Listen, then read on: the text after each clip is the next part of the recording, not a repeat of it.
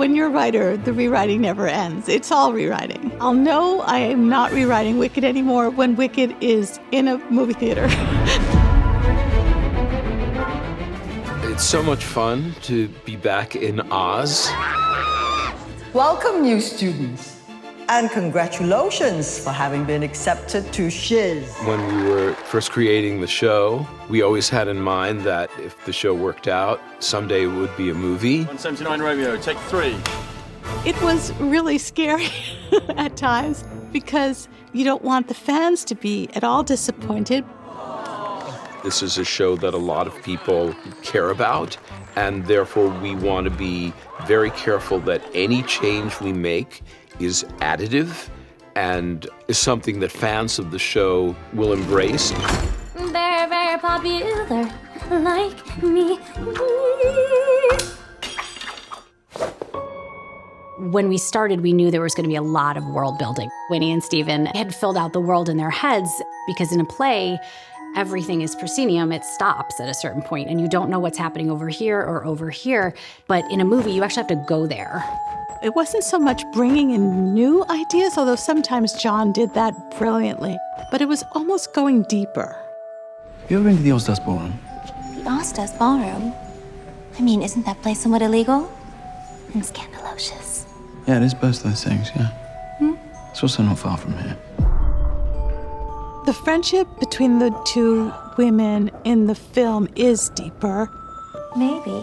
Simply because they have more time together. Just this. In a film, as we all know, you can look in someone's face and you can look into their eyes and you can see them looking at someone else and you can feel the complexity and depth. They begin to slowly see each other for who they really are and to see all that is beautiful in each other. It's really about the love story between these two women and how they change each other for good. It's a little less inferred than on stage and a little more experiential, where you're, I think, almost experiencing it with them. Come with me. Think of what we could do together. And we all knew that the whole film is going to hinge on the relationship of these two extraordinary girls, and we never dreamed we would have people as deep and profound as Ariana and Cynthia playing those roles. And when we had them, it was pretty extraordinary because it blew the whole thing wide open. The Wizard of Oz is such a known figure.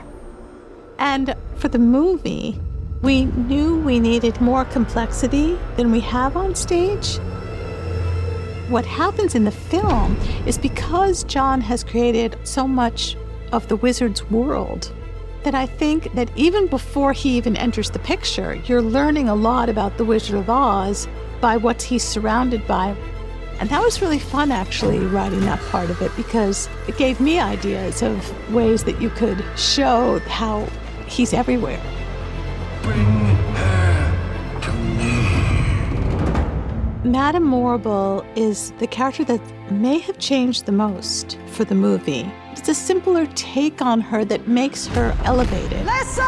She's even more important. What I love is we give her more maternal moments with Elphaba so that she really earns Elphaba's trust in the movie with more detail than is possible on stage. I too had to prove my powers when I met the wizard. You'll find a way. I have faith in you. Because the play itself was so beautifully designed and it was so tight and it was so perfect, it seemed like the best thing to do was actually just to carve out little ways to sort of go off and go deeper on a character or on a moment or on a subplot that you just wouldn't have had time for in the play. I want the movie to be life-affirming because I think people deserve to just have an experience that makes them feel good about being alive, being a person, and having the goal of making the world a little bit better. 魔法壞女巫